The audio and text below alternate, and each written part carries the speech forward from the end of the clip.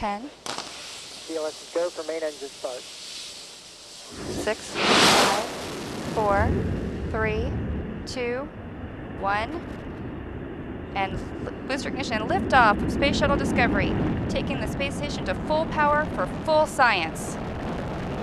This is Mission Control Houston. Discovery roll program. Roger, roll, Discovery. Discovery's roll maneuver is complete. It is now in a heads-down position on track for its flight to the International Space Station.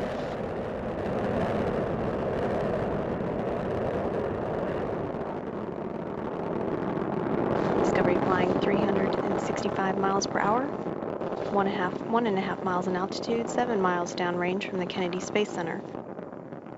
Discovery's engines are throttling down as the orbiter passes through the area of maximum pressure on the vehicle.